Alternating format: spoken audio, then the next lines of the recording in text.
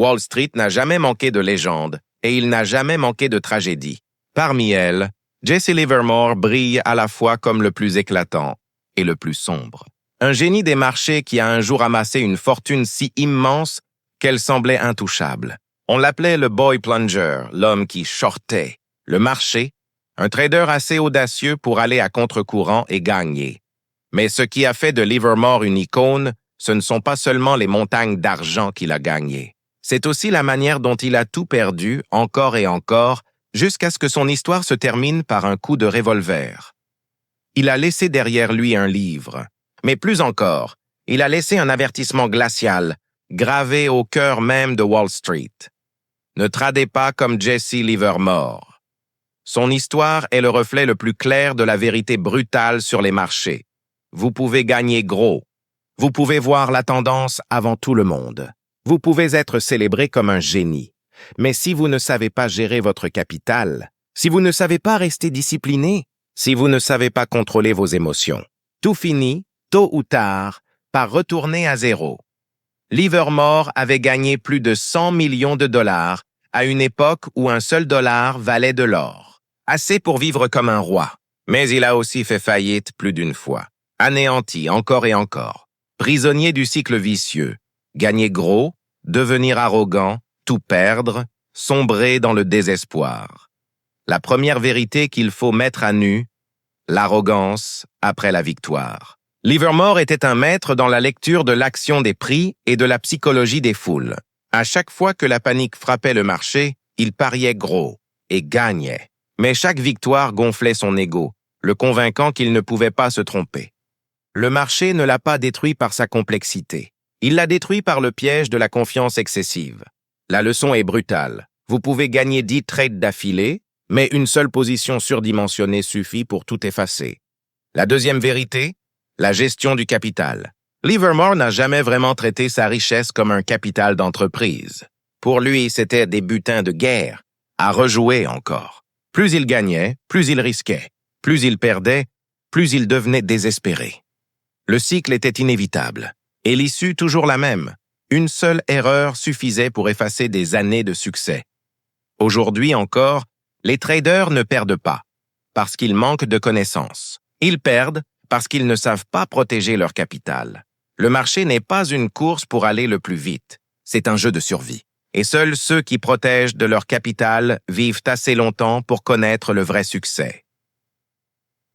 La troisième vérité, la contradiction tragique de Livermore. Il savait lire la psychologie des foules. Il savait quand la peur se propageait. Il savait quand la cupidité dominait. Mais il ne pouvait pas maîtriser sa propre psychologie. Quand il gagnait, il devenait imprudent. Quand il perdait, il devenait désespéré. C'est la réalité la plus froide. Un trader peut comprendre tout le marché, mais s'il ne se comprend pas lui-même, il ne survivra pas. Une autre vérité, la répétition des erreurs. Livermore n'a pas tout perdu une seule fois. Il l'a fait plusieurs fois. Il connaissait les raisons de sa chute, mais il ne pouvait pas briser le schéma. Gagner gros, devenir arrogant, tout perdre, s'effondrer, recommencer. Le cycle se terminait toujours en ruine. Les traders intelligents apprennent de leurs erreurs et changent leur comportement. Les imprudents répètent les mêmes fautes, mais en plus grand la fois suivante. Et au-dessus de tout se tient la discipline. Il y a eu des périodes où Livermore suivait un système clair. Attendre patiemment le bon moment. Entrer avec précision. Placer ses stops. Sortir lorsque la tendance s'inversait. Ce système lui a apporté de grandes victoires. Mais une fois entouré d'argent et de gloire, il a abandonné ses propres règles. Il a ignoré ses stops. Tradé sur l'émotion. Pousser le risque au-delà du raisonnable, c'était le début de la fin. La leçon la plus dure. Les traders ne meurent pas faute de stratégie. Ils meurent faute de discipline pour la suivre. La vérité crue est que Jesse Livermore n'est pas un modèle à copier. Il est un panneau d'avertissement rouge clignotant sur Wall Street. Beaucoup rêvent des chiffres qu'il a atteints, mais peu regardent le prix qu'il a payé. Le marché ne se soucie pas de votre intelligence. Il ne se soucie pas de vos gains. Il ne se soucie pas de vos instincts. Le marché ne se soucie que d'une chose. Pouvez-vous gérer votre capital? Pouvez-vous garder votre discipline? Pouvez-vous contrôler vos émotions? La fin de l'histoire de Livermore est la preuve que personne n'est plus grand que le marché. Un génie peut s'effondrer, une légende peut faire faillite, et toute la gloire peut disparaître en une seule erreur. La leçon ultime, celle que chaque trader doit graver dans son esprit. Apprenez de Jesse Livermore, mais ne tradez jamais comme lui. Prenez son arrogance, son manque de discipline, son mépris du risque, comme un miroir de ce qu'il ne faut jamais faire.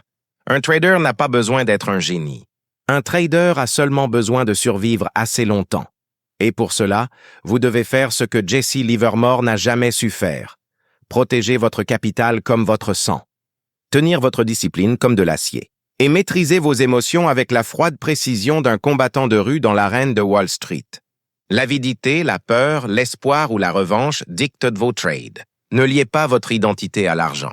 Ne courez pas après le contrôle du marché. N'ignorez pas la discipline dont vous savez avoir besoin, car le marché est impitoyable et il mettra à nu toutes vos faiblesses. La leçon est simple, mais d'une dureté implacable. Ne tradez pas pour gagner spectaculairement, mais pour survivre de manière constante. Protégez votre capital comme s'il s'agissait de votre sang vital, car c'est bien le cas. Tenez votre discipline comme de l'acier, même lorsque le monde entier hurle de la briser. Contrôlez vos émotions avec le détachement froid d'un professionnel. Car au moment où vous perdez ce contrôle, le marché prend tout. Livermore n'a pas su le faire. Et c'est ainsi qu'il est devenu une légende. Pour toutes les mauvaises raisons. Vous n'avez pas besoin d'être une légende. Vous avez seulement besoin de durer. Quand on observe la chute de Jesse Livermore, il est facile de se laisser happer par le drame de sa tragédie personnelle, le spectacle d'un génie écrasé par son propre poids. Mais pour les traders, ce qui compte, ce n'est pas la compassion. Ce sont les leçons froides qui nous empêchent de répéter son destin. Le marché moderne est aussi brutal que celui qu'il a affronté, simplement plus rapide, plus complexe et plus global. Si vous entrez dans ce jeu avec de l'espoir ou de l'improvisation, vous êtes déjà mort avant même de commencer. Pour survivre, vous ne pouvez pas trader à l'instinct. Vous devez construire un système. Un vrai système. Pas quelques règles griffonnées qui s'évaporent dès la première perte. Un véritable système de trading repose sur 4 piliers. L'entrée, le stop-loss, l'objectif de sortie et la gestion du capital. Sans ces 4 piliers, vous n'avez rien. Livermore a écrit des principes à maintes reprises, mais il ne les a jamais enfermés dans un système rigide et inviolable. Il a laissé son instinct prendre le dessus, et l'instinct ne bat jamais un marché froid et impersonnel. Un système existe pour retirer l'émotion des décisions, pour transformer le trading en un processus testable et reproductible, pas en un lancer de pièces avec de l'argent réel en jeu. Une entrée n'est pas une intuition ni un sentiment que ça va monter ou ça va s'effondrer. Une entrée doit venir de signaux objectifs, d'une structure, d'un schéma répétitif, quelque chose qui peut être testé. C'est pourquoi les traders modernes doivent apprendre à lire la structure des prix plutôt que de courir après les rumeurs ou les nouvelles. Si vous n'avez pas de critères clairs pour entrer, vous n'avez pas de système. Sans système, vous n'êtes rien de plus qu'un joueur de casino. Le stop-loss est le pilier suivant. Sans stop-loss, votre prétendu système est une illusion. Le marché vous testera encore et sans limite de risque, tôt ou tard, vous brûlerez. Trop de traders croient que tenir assez longtemps finira par les sauver. Cette seule croyance est fatale. La vérité nue est que certaines positions doivent être coupées. Et si vous ne pouvez pas l'accepter, le marché vous l'enseignera de force en anéantissant votre compte. Un stop-loss n'est pas un échec. C'est le prix pour rester dans le jeu. Un vrai système n'existe jamais sans lui. Les objectifs sont tout aussi cruciaux. D'innombrables traders ne perdent pas parce qu'ils avaient tort, mais parce qu'ils n'ont jamais su qu'en sortir.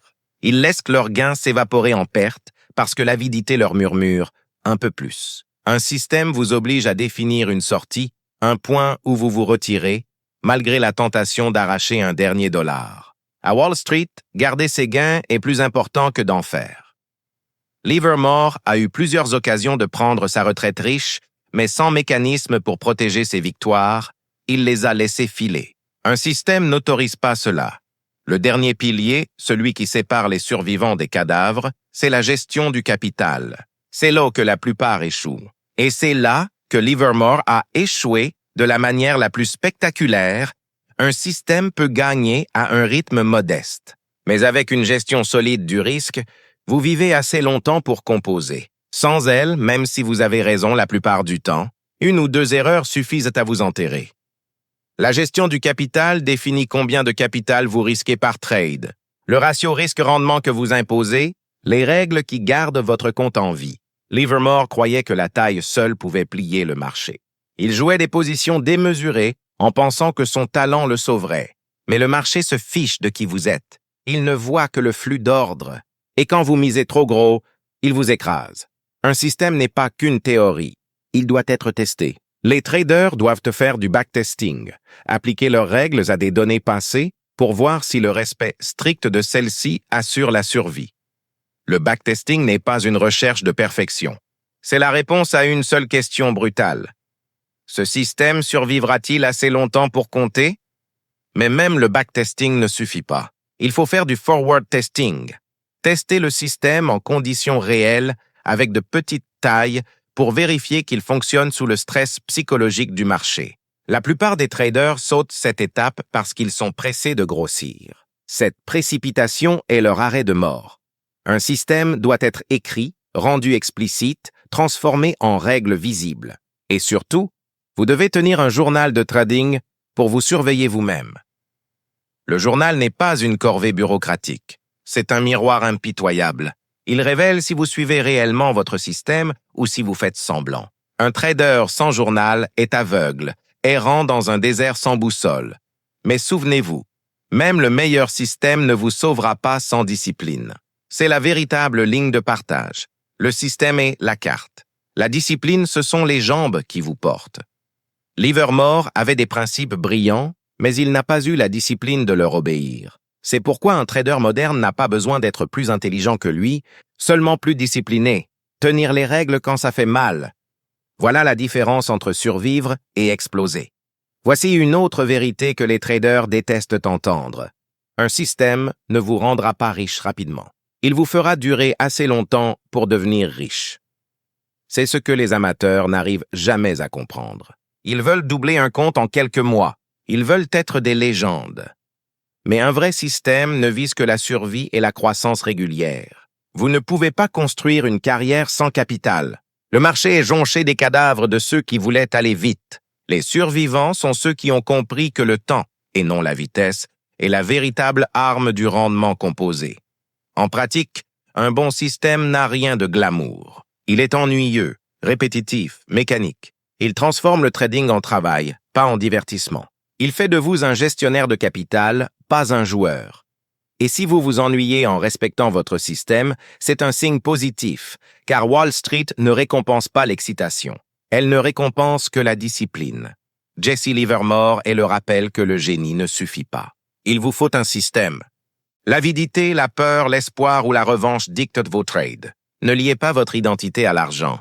Ne courez pas après le contrôle du marché. N'ignorez pas la discipline dont vous savez avoir besoin, car le marché est impitoyable et il mettra à nu toutes vos faiblesses. La leçon est simple, mais d'une dureté implacable. Ne tradez pas pour gagner spectaculairement, mais pour survivre de manière constante. Protégez votre capital comme s'il s'agissait de votre sang vital, car c'est bien le cas. Tenez votre discipline comme de l'acier, même lorsque le monde entier hurle de la briser. Contrôlez vos émotions avec le détachement froid d'un professionnel. Car au moment où vous perdez ce contrôle, le marché prend tout. Livermore n'a pas su le faire. Et c'est ainsi qu'il est devenu une légende. Pour toutes les mauvaises raisons. Vous n'avez pas besoin d'être une légende. Vous avez seulement besoin de durer. Quand on observe la chute de Jesse Livermore, il est facile de se laisser happer par le drame de sa tragédie personnelle, le spectacle d'un génie écrasé par son propre poids. Mais pour les traders, ce qui compte, ce n'est pas la compassion. Ce sont les leçons froides qui nous empêchent de répéter son destin. Le marché moderne est aussi brutal que celui qu'il a affronté, simplement plus rapide, plus complexe et plus global. Si vous entrez dans ce jeu avec de l'espoir ou de l'improvisation, vous êtes déjà mort avant même de commencer. Pour survivre, vous ne pouvez pas trader à l'instinct. Vous devez construire un système, un vrai système, pas quelques règles griffonnées qui s'évaporent dès la première perte. Un véritable système de trading repose sur 4 piliers: l'entrée, le stop-loss, l'objectif de sortie et la gestion du capital. Sans ces 4 piliers, vous n'avez rien. Livermore a écrit des principes à maintes reprises, mais il ne les a jamais enfermés dans un système rigide et inviolable. Il a laissé son instinct prendre le dessus, et l'instinct ne bat jamais un marché froid et impersonnel. Un système existe pour retirer l'émotion des décisions, pour transformer le trading en un processus testable et reproductible, pas en un lancer de pièces avec de l'argent réel en jeu. Une entrée n'est pas une intuition, ni un sentiment que ça va monter ou ça va s'effondrer. Une entrée doit venir de signaux objectifs, d'une structure, d'un schéma répétitif, quelque chose qui peut être testé. C'est pourquoi les traders modernes doivent apprendre à lire la structure des prix plutôt que de courir après les rumeurs ou les nouvelles. Si vous n'avez pas de critères clairs pour entrer, vous n'avez pas de système. Sans système, vous n'êtes rien de plus qu'un joueur de casino. Le stop-loss est le pilier suivant. Sans stop-loss, votre prétendu système est une illusion. Le marché vous testera encore, et sans limite de risque, tôt ou tard, vous brûlerez. Trop de traders croient que tenir assez longtemps finira par les sauver. Cette seule croyance est fatale. La vérité nue est que certaines positions doivent être coupées, et si vous ne pouvez pas l'accepter, le marché vous l'enseignera de force en anéantissant votre compte. Un stop-loss n'est pas un échec. C'est le prix pour rester dans le jeu. Un vrai système n'existe jamais sans lui. Les objectifs sont tout aussi cruciaux. D'innombrables traders ne perdent pas parce qu'ils avaient tort, mais parce qu'ils n'ont jamais su qu'en sortir. Ils laissent leurs gains s'évaporer en pertes, parce que l'avidité leur murmure « un peu plus ». Un système vous oblige à définir une sortie, un point où vous vous retirez malgré la tentation d'arracher un dernier dollar. À Wall Street, garder ses gains est plus important que d'en faire. Livermore a eu plusieurs occasions de prendre sa retraite riche, mais sans mécanisme pour protéger ses victoires. Il les a laissées filer. Un système n'autorise pas cela. Le dernier pilier, celui qui sépare les survivants des cadavres, c'est la gestion du capital. C'est là que la plupart échouent. Et c'est là que Livermore a échoué de la manière la plus spectaculaire. Un système peut gagner à un rythme modeste, mais avec une gestion solide du risque, vous vivez assez longtemps pour composer. Sans elle, même si vous avez raison la plupart du temps, 1 ou 2 erreurs suffisent à vous enterrer. La gestion du capital définit combien de capital vous risquez par trade, le ratio risque-rendement que vous imposez, les règles qui gardent votre compte en vie. Livermore croyait que la taille seule pouvait plier le marché. Il jouait des positions démesurées en pensant que son talent le sauverait. Mais le marché se fiche de qui vous êtes. Il ne voit que le flux d'ordre. Et quand vous misez trop gros, il vous écrase. Un système n'est pas qu'une théorie. Il doit être testé. Les traders doivent faire du backtesting, appliquer leurs règles à des données passées pour voir si le respect strict de celles-ci assure la survie. Le backtesting n'est pas une recherche de perfection. C'est la réponse à une seule question brutale. Ce système survivra-t-il assez longtemps pour compter? Mais même le backtesting ne suffit pas. Il faut faire du forward testing.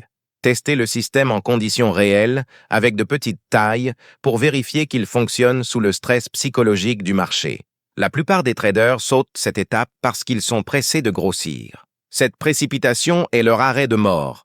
Un système doit être écrit, rendu explicite, transformé en règles visibles. Et surtout, vous devez tenir un journal de trading pour vous surveiller vous-même. Le journal n'est pas une corvée bureaucratique. C'est un miroir impitoyable. Il révèle si vous suivez réellement votre système ou si vous faites semblant. Un trader sans journal est aveugle, errant dans un désert sans boussole. Mais souvenez-vous, même le meilleur système ne vous sauvera pas sans discipline. C'est la véritable ligne de partage. Le système est la carte. La discipline, ce sont les jambes qui vous portent. Livermore avait des principes brillants, mais il n'a pas eu la discipline de leur obéir. C'est pourquoi un trader moderne n'a pas besoin d'être plus intelligent que lui, seulement plus discipliné. Tenir les règles quand ça fait mal. Voilà la différence entre survivre et exploser. Voici une autre vérité que les traders détestent entendre. Un système ne vous rendra pas riche rapidement. Il vous fera durer assez longtemps pour devenir riche. C'est ce que les amateurs n'arrivent jamais à comprendre. Ils veulent doubler un compte en quelques mois. Ils veulent être des légendes. Mais un vrai système ne vise que la survie et la croissance régulière. Vous ne pouvez pas construire une carrière sans capital. Le marché est jonché des cadavres de ceux qui voulaient aller vite. Les survivants sont ceux qui ont compris que le temps, et non la vitesse, est la véritable arme du rendement composé. En pratique, un bon système n'a rien de glamour. Il est ennuyeux, répétitif, mécanique. Il transforme le trading en travail, pas en divertissement. Il fait de vous un gestionnaire de capital, pas un joueur. Et si vous vous ennuyez en respectant votre système, c'est un signe positif, car Wall Street ne récompense pas l'excitation. Elle ne récompense que la discipline. Jesse Livermore est le rappel que le génie ne suffit pas. Il vous faut un système. Vous avez besoin de contrôle du risque. Vous avez besoin de discipline. Il ne nous a pas laissé un modèle à suivre, mais un panneau d'avertissement, une sorte de plan inversé de ce qui arrive quand il manque une structure. Ne le répétez pas. Construisez votre système, testez-le, vivez avec, et laissez-le vous protéger de vous-même. Quand un trader a déjà un système, le défi suivant n'est plus de trouver des signaux, mais de gérer son capital comme une véritable entreprise. C'est exactement là que la plupart échouent. Parce qu'au fond d'eux, ils traitent encore le trading comme un jeu, et non comme une entreprise. Mais Wall Street n'est pas un casino. C'est un champ de bataille où les faibles sont éliminés. Une entreprise survit non pas parce qu'elle fait d'énormes profits tous les jours, mais parce qu'elle sait contrôler ses coûts, gérer son risque, protéger son cash flow et traverser les mauvaises saisons. Le trading n'est pas différent. Un trader qui dure ne rêve jamais d'un coup unique pour s'enrichir rapidement. Il pense au drawdown, à la manière de protéger son capital quand tout va contre lui.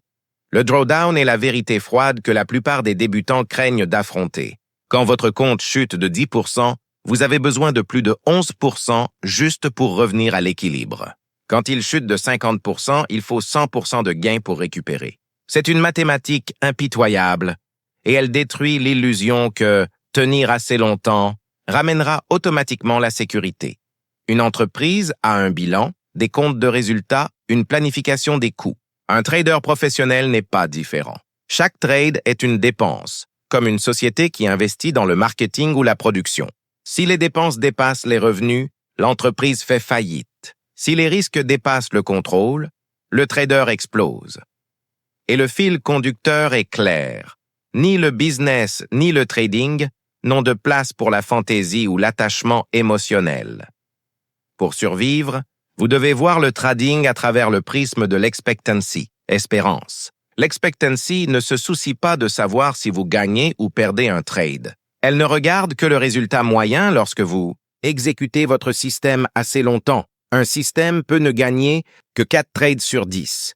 Mais si le gain moyen de vos gagnants est 3 fois supérieur à la perte moyenne, votre expectancy est positive. Et avec une expectancy positive, il ne vous faut que du temps et de la discipline pour laisser la magie des intérêts composés faire le travail. Le problème, c'est que la plupart des traders ne comprennent pas l'expectancy. Ils se piègent dans les émotions du court terme. Quelques gains les font se sentir comme des génies. Quelques pertes les font douter de leur système et briser leurs règles. Ils veulent gagner chaque trade, au lieu d'accepter que le trading est un jeu de probabilité. Wall Street ne paie pas pour les émotions. Elle paie pour la discipline appliquée à une expectancy positive sur le long terme. Regardez comment fonctionnent les hedge funds. Ils ne permettent jamais qu'une seule position menace la survie du fonds entier. Chaque trade est dimensionné selon le risque par rapport au capital total. Ils imposent des limites de drawdown et, si elles sont dépassées, ils réduisent la taille ou arrêtent de trader jusqu'à stabilisation des conditions. C'est l'état d'esprit des entreprises qui survivent à plusieurs crises de marché. Les traders individuels doivent adopter la même approche, sinon vous n'êtes rien de plus qu'une proie pour les requins plus gros. Le stop-loss n'est pas votre ennemi, c'est votre loyer pour rester à la table. Vous ne pouvez pas l'éviter, tout comme une entreprise ne peut éviter ses coûts opérationnels. L'objectif n'est pas d'éviter les pertes, mais de s'assurer que chacune soit assez petite pour continuer à jouer. Couper ses pertes est un acte professionnel, pas un échec. Livermore refusait souvent d'agir ainsi et il l'a payé avec sa carrière. Cela prouve que le talent ne remplace pas une gestion disciplinée du risque. La bonne façon de penser la gestion du capital est de voir chaque trade comme une pièce d'un tableau plus vaste. Vous ne pouvez pas tout miser sur une seule idée, même si elle paraît certaine. Ceux qui font faillite croient toujours que cette fois, c'est différent. Mais le marché n'est jamais différent. Son seul travail? Écraser ceux sans discipline. Une bonne entreprise se prépare toujours aux mois de faible revenu. Elle conserve des réserves pour survivre à une crise. Un trader doit se préparer de la même manière, mentalement et financièrement, aux séries de pertes consécutives. Les pertes consécutives ne signifient pas que votre système est cassé. Elles font partie du jeu. Ceux qui refusent de les accepter sont ceux qui abandonnent juste avant que leur système ne prouve son efficacité sur le long terme. La gestion du capital signifie aussi savoir quand réduire la taille et quand rester complètement à l'écart. Le marché ne vous paie pas de salaire. Il peut passer par des périodes de bruit et d'incertitude où aucun avantage n'existe. Un trader avec un état d'esprit d'entreprise acceptera de tenir cash plutôt que de forcer des trades. S'asseoir sur le banc est aussi une décision, et parfois la plus intelligente. C'est une attaque directe contre votre confiance, votre patience et votre identité de trader. À Wall Street, les professionnels savent que les drawdowns sont inévitables. Les amateurs les considèrent comme des catastrophes. Cette différence de mentalité détermine qui survivra et qui sera éliminé. Quand le capital baisse de 10%, l'amateur panique, augmente sa taille de position et tente de récupérer rapidement. Le professionnel l'accepte comme faisant partie du cycle statistique. Il ne lutte pas contre la marée. Il attend que les probabilités s'alignent de nouveau. La partie la plus difficile des drawdowns n'est pas mathématique, mais psychologique. Les chiffres sont simples. Si votre compte passe de 100 000 à 90 000, vous avez besoin d'un gain de 11% pour récupérer. La formule est claire. Ce qui ne l'est pas, c'est si votre esprit peut rester rationnel sous cette pression. Pouvez-vous continuer à exécuter votre système exactement comme prévu alors que chaque fibre de votre être hurle pour tout changer? C'est le véritable test du trader. Beaucoup s'effondrent, non pas parce que leur système échoue, mais parce qu'ils échouent eux-mêmes durant les drawdowns. Ils abandonnent des stratégies éprouvées au pire moment possible. Ils sautent sur de nouveaux systèmes, de nouveaux indicateurs, de nouveaux marchés. Ils pensent que le problème est externe, alors qu'il est en réalité interne. Le plus grand danger lors d'un drawdown n'est pas le marché, mais votre propre impatience. Pour gérer les drawdowns comme un professionnel, il faut avoir un plan avant qu'ils ne surviennent. À Wall Street, les firmes effectuent des tests de stress simulant les pires scénarios. Les traders individuels doivent faire de même. Demandez-vous, quel est le drawdown maximal que vous êtes prêt à accepter avant de réduire le risque? À quel moment arrêterez-vous de trader pour revoir votre stratégie? Si vous ne pouvez pas répondre à ces questions à l'avance, le marché le fera pour vous, de la manière la plus brutale possible.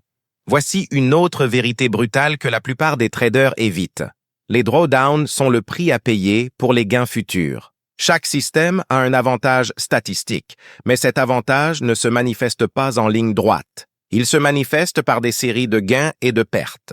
Sans drawdowns, il n'y a pas de rentabilité à long terme. Si vous voulez récolter les fruits de votre hedge, vous devez aussi endurer la douleur qui l'accompagne. Les professionnels de Wall Street ont maîtrisé l'art de la neutralité émotionnelle durant ces périodes. Ils ne laissent pas une série de pertes changer leur image de soi. Ils se voient comme des opérateurs de système, pas comme des joueurs en quête de gain. Ce détachement est ce qui les maintient en vie pendant que d'autres s'autodétruisent. Mais neutralité ne signifie pas passivité. Il existe une manière active de lutter contre les drawdowns, l'ajustement du capital. Quand la performance décline, réduisez la taille des positions. Quand les conditions s'améliorent, augmentez-les à nouveau. Cette flexibilité n'est pas une faiblesse, c'est de la survie. Trop de traders s'accrochent à la même taille, quelles que soient les conditions, et en perdent le prix. Les professionnels traitent le risque de manière dynamique, ajustant toujours leur exposition pour protéger leur longévité. Une autre arme contre les drawdowns est la diversification. Non pas au sens naïf de trader tous les instruments, mais en ayant plusieurs stratégies adaptées à différents environnements. Un système de suivi de tendance souffrira dans les marchés latéraux, tandis qu'une stratégie de retour à la moyenne prospérera. Une approche de breakout basée sur la volatilité brillera lors de chaos générés par l'actualité, tandis qu'un système de scalping constant pourra générer des profits dans les sessions calmes. Le trader, qui ne s'appuie que sur un style, est condamné à subir de profonds drawdowns quand les conditions changent. Celui qui a plusieurs edges peut lisser la courbe. Même avec la diversification, la douleur sera présente. La question cruciale est « Comment reconstruire après la tempête ?»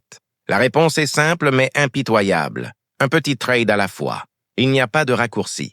Pas de récupération rapide. Le compte doit croître lentement, brique par brique, avec discipline et patience. Les professionnels comprennent cela. Les amateurs aveuglés par la vengeance tentent de doubler leur position et finissent par tout perdre. La récupération n'est pas seulement financière, elle est aussi psychologique. Après un drawdown, la confiance est fragile. Chaque nouveau trade semble plus lourd. Chaque petite perte semble fatale. L'esprit devient hypersensible. C'est là que les rituels comptent. Tenir un journal de trading, revoir les succès passés, relire les règles de votre système. Toutes ces étapes aident à reconstruire la force mentale. Les professionnels ne comptent pas sur les émotions pour revenir. Ils comptent sur la structure. L'histoire de Wall Street est pleine de traders qui ont affronté des drawdowns brutaux et en sont sortis plus forts. Paul Tudor Jones a dit un jour que survivre en tant que trader signifie jouer une défense parfaite, pas une attaque parfaite. Cette défense montre toute sa valeur durant les drawdowns. Vous ne pouvez pas contrôler leur arrivée, mais vous pouvez contrôler leur coût. Une dernière vérité, les drawdowns ne sont pas que des périodes de douleur. Ce sont des périodes d'enseignement.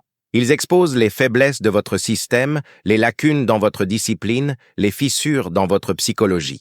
Si vous les endurez sans apprendre, vous gaspillez la formation la plus précieuse que le marché puisse offrir. Si vous les endurez et vous adaptez, vous vous transformez en un trader plus affûté et plus résilient. Les amateurs craignent les drawdowns comme la fin de la route. Les professionnels les voient comme le péage sur l'autoroute de la richesse à long terme. C'est la différence. Les drawdowns viendront, mais ils ne vous définissent pas. Ce qui vous définit, c'est comment vous réagissez, comment vous reconstruisez et comment vous émergez après la tempête. À un moment donné dans le parcours de chaque trader, survivre ne suffit plus. Endurer la douleur des drawdowns, combattre les batailles intérieures de la peur et de l'avidité, défendre le capital à tout prix. Ce sont les fondations. Mais la finalité des fondations n'est pas d'exister seules. Elles existent pour soutenir quelque chose de plus grand, la construction de la richesse à long terme. Jesse Livermore n'a jamais maîtrisé cette transition. Il pouvait gagner des millions, en perdre des millions, et répéter le cycle avec éclat dramatique. Sa vie est la preuve que le génie sans patience est un spectacle voué à l'échec. Il n'a jamais laissé le pouvoir des intérêts composés agir pour lui. Il traitait le capital comme une arme à déchaîner, pas comme une graine à nourrir. Et c'est ce qui a causé sa chute ultime. À Wall Street, les géants silencieux ne font pas les gros titres. Ce sont ceux qui laissent le temps et la composition faire le travail difficile. Ils comprennent que la vraie richesse ne se construit pas en explosion, mais dans une accumulation stable et disciplinée. Un trade unique peut apporter de l'excitation, mais ce sont des années de constance qui apportent la liberté. La patience est la monnaie la plus rare dans le trading. Les marchés vous tentent chaque minute, murmurant que l'action équivaut au profit. Mais les professionnels savent que l'action sans avantage mène à la destruction. Ils restent à l'écart lorsque les probabilités sont incertaines. Ils attendent que les conditions s'alignent. Ils frappent seulement lorsque les chances penchent lourdement en leur faveur. Leur patience est leur arme. Les amateurs assimilent patience et perte de temps. Les professionnels assimilent impatience et capital gaspillé. Les mathématiques de la composition sont impitoyables dans leur simplicité. Doubler votre argent une fois vous donne un sentiment de puissance. Le composeur sur des années avec un risque discipliné vous rend intouchable. L'amateur rêve de fortune rapide. Le professionnel rêve de croissance constante. Un trader qui prend trop de risques peut monter vite, mais il tombe encore plus vite. Un trader prudent monte lentement, mais son ascension devient inébranlable. C'est la leçon que Wall Street répète silencieusement. La longévité l'emporte sur l'intensité. Une flamme éphémère est oubliée. Une flamme constante éclaire l'avenir. Livermore pouvait enflammer les marchés avec ses paris, mais il n'a jamais construit une flamme durable. C'est pourquoi son nom est rappelé comme avertissement, pas comme dynastie. Survivre dans le trading, ce n'est pas éviter toutes les erreurs, c'est impossible. C'est s'assurer qu'aucune erreur unique, aucun mauvais passage ne peut vous effacer. Les professionnels ne misent jamais de manière à risquer leur carrière. Les amateurs le font chaque semaine. Voilà pourquoi les professionnels durent des décennies, tandis que les amateurs disparaissent en quelques mois. La vraie richesse à Wall Street est l'accumulation de milliers de petites décisions disciplinées. C'est ennuyeux, méthodique, peu glamour, mais réel. Chaque dollar préservé lors d'une série de pertes, chaque dollar composé lors d'une série de gains, chaque dollar protégé par la gestion du risque, tout cela s'accumule invisiblement jusqu'au jour où il devient indéniable. La tragédie de Jesse Livermore est qu'il avait l'intelligence pour conquérir les marchés, mais pas le tempérament pour se conquérir lui-même. Il pouvait voir ce que les autres ne voyaient pas, mais ne pouvait résister à ses propres impulsions. Il nous enseigne la vérité la plus dure. L'intelligence sans discipline est inutile. Dans le trading, le marché récompense uniquement ceux qui peuvent se survivre eux-mêmes. Alors, que doit faire le trader d'aujourd'hui pour ne pas répéter son destin? S'engager à la patience, même lorsque chaque instinct hurle pour la vitesse. Traiter la composition comme sacrée, ne jamais interrompre son pouvoir avec des paris imprudents. Faire de la survie la loi suprême, protéger le capital, la clarté mentale, la capacité de trader un autre jour. Si vous perdez ces éléments, aucun génie ne peut vous sauver. Chaque professionnel sait que le marché existera toujours. Les opportunités reviendront toujours. Mais le capital détruit ne se régénère pas facilement. Et la confiance brisée prend des années à se reconstruire. C'est pourquoi les véritables élites de Wall Street ne sont pas les plus bruyants, mais les plus calmes. Ils savent que le trading ne consiste pas à avoir raison une fois, mais à être constant pour toujours. Au final, le trading concerne moins les marchés que le caractère. Les prix bougent à cause de l'offre et la demande, mais la survie dépend de la patience, de l'humilité et de la discipline. La richesse appartient à ceux qui se maîtrisent avant de tenter de maîtriser les graphiques. C'est la vérité que Livermore n'a jamais pleinement vécue, mais que chaque trader doit intégrer. Le marché vous tentera de chercher des raccourcis, de jouer comme Livermore, de rêver de fortune en quelques semaines. Résistez. Le chemin vers la richesse durable est peu glamour, mais certain. Risquez peu, endurez beaucoup, croissez lentement, composez sans relâche. Faites-le assez longtemps et le jeu change. Vous ne poursuivez plus le marché. Vous laissez le marché travailler pour vous. C'est ainsi que se construisent les dynasties. Pas avec des paris uniques, mais avec des décennies de discipline. Pas avec du bruit, mais avec du silence. Pas avec du génie, mais avec de la patience. Les amateurs chercheront toujours des formules secrètes. Les professionnels connaissent déjà le secret. Survie plus composition, liberté. Et la liberté est le seul vrai prix qui vaille la peine d'être poursuivi. Les marchés financiers sont un champ de bataille sans pardon. Jesse Livermore a laissé un héritage de génie, mais aussi une tragédie rappelant une vérité indéniable, un manque de discipline. L'arrogance incontrôlée et une gestion imprudente de l'argent mènent toujours à la ruine. Vous pouvez apprendre de son intuition aiguë du marché, de sa capacité à lire la foule. Mais vous ne devez jamais répéter ces erreurs fatales. Un vrai trader qui survit et prospère n'est pas celui qui fait des millions du jour au lendemain, mais celui qui protège chaque dollar, attend patiemment que la composition fasse son travail et reste rationnel au milieu du chaos. Le marché vous tentera avec l'illusion de contrôle et les gains à court terme. Si vous ne restez pas ferme, vous finirez enterrés comme des milliers avant vous. Rappelez-vous, dans ce jeu, la survie elle-même est une victoire. Tant que vous survivez, vous avez encore la chance de croître. C'est le seul chemin vers la richesse durable.